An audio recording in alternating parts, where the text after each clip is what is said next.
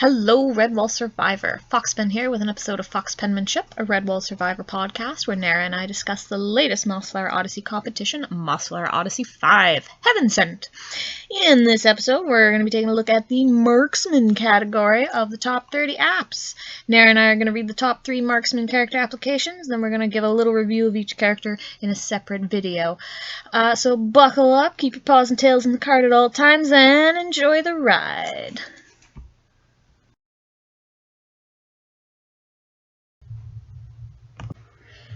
So, this is the Marksman category.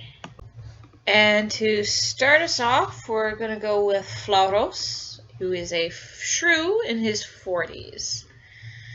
Flauros. And as usual, if I'm not pronouncing the name right, that's your fault for not being able to spell. Alright, here's Flauros. An apprehensive silence saturated through the square as the beseeching prisoner was bound to the wooden stake. Late last night, young Cordy willfully abandoned his post and deserted his townsfolk in a time of need. Flauros drank deep from his tankard, attentive as the village elder fell into a coughing fit before sharply holding out a paw, keeping the aides at bay. The prisoner's imploring lapsed into pleading as the ordained executioner strode onto the elevated platform. "Not true! I didn't desert my post, I swear!" "Observing tradition in our community, the deserter will meet his sentence through the use of a bow and arrow." Resolute, the executioner notched an arrow. Cordy's pleading descended into sobbing as the bow was leveled towards him. The bowstring twanged. The arrow hurtled towards its target. Shunk! Seconds passed, and the prisoner's blanching face unraveled. It was buried deep in the wooden stake above, fishtailing violently. "Pathetic," rumbled Flauros under his breath. Nearby villagers shot annoyed glances his way. Once more taking aim, the executioner pulled back on the string and let loose. Tearing past the designated target, it clanged against the side of a nearby town shop, an herbalist's apothecary. Flauros' sneer vanished. He barked over the discontented murmurs. "That's it! No more of this! Don't kill him!" The chief elder stirred, inclining forward in his rocker. "Who said that?" Pursuing his predetermined path, Flauros surged through the crowd and crossed onto the elevated platform. "Did any of you stop to think that perhaps he was destined to stay alive?" "The shrew's right," bellowed the prisoner hoarsely. A spear butt connected with his side, winding him. "When have you ever seen your executioner miss a target, let alone 2? Flauros gesticulated to the prisoner. "It's fate telling us that Curly is not supposed to die."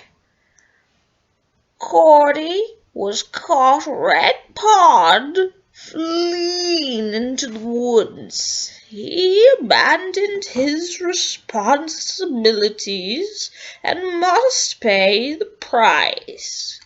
The elder shook his head.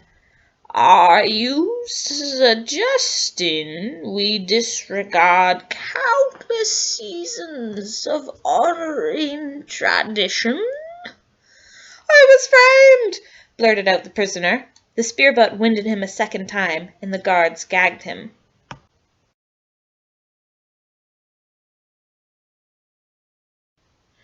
"Fate doesn't care about trivial things like responsibility or price.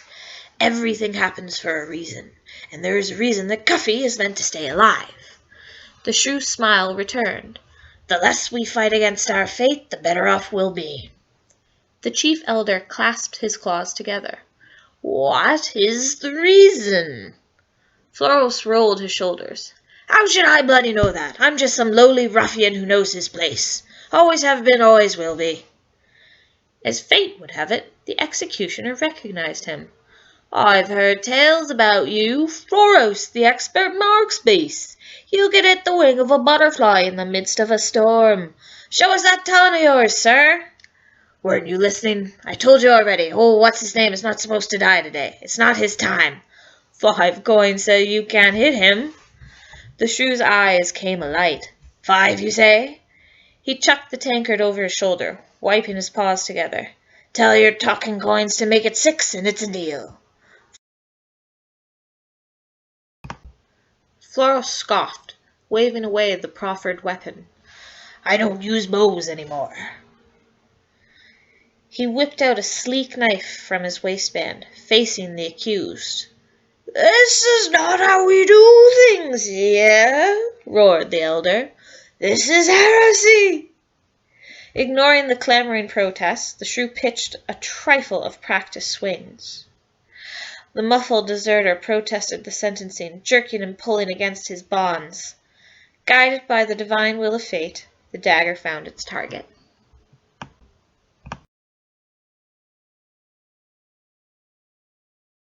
Marksman, Siler. He worked best in the darkness. He watched in the lurking depths, learning odd quirks and habits, memorizing familiar travel routes and watering holes. Sometimes his clients would ask for details, and he took notes. He hated scribbling in the dark, but for coin, Siler would do almost anything. He wouldn't need notes tonight. Falfred was a familiar trove. The stoat Falfred stumbled from the crimson-coloured door and slid across the slick cobblestones, righting himself with a stout hiccup that twirled him about face. He waved to the sultry shadow hanging from the sliver of light in the doorway and turned again, tumbling snout first into a puddle. Siler moved out from the bricked alley and raised his crossbow. He waited while the stoat floundered in the shallow puddle, grabbing for his scrap of a hat while raising his dreadful voice in an off-tune limerick. Falfred stuck the waterlogged cap on his head, and Siler removed it with a quiet bolt from his bow. Falfred turned at the sound of the bolt striking the wall of the adjacent building and felt around the top of his head for his hat. "Falfred Peabody, you're in contempt of the law," Siler called, folding the edges of his bow back against its slender body.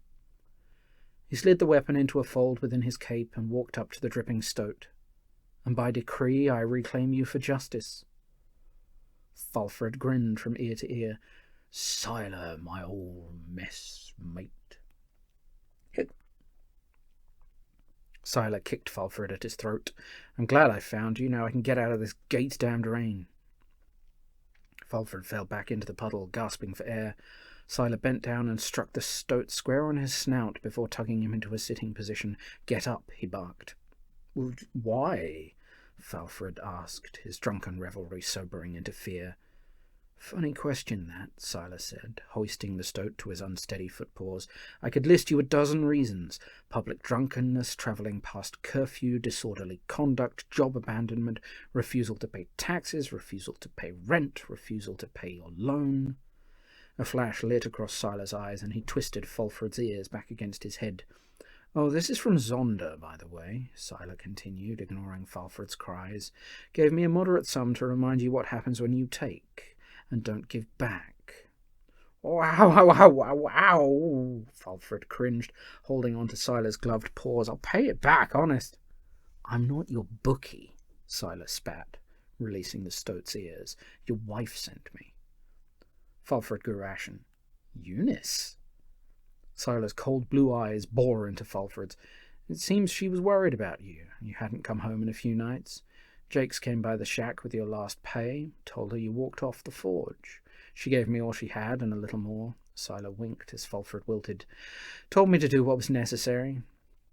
"It was just a lapse," Falfred begged, paws scrambling over Siler's slick cape. "I needed some time, some fresh air." "Well, breathe easy in Hellgates, then," Siler mocked.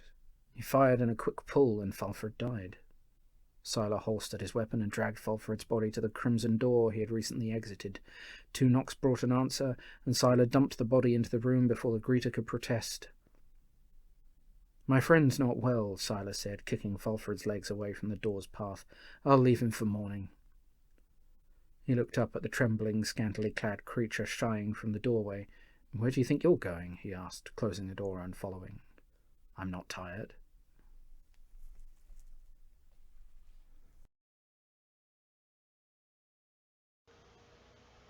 Next up on our list of potential Mossflower Odyssey 5 Heaven Sent Hunters is Miss Unga Underbite, a 29-year-old female shrew. With a name like that, I'm not surprised. Here is Unga Underbite.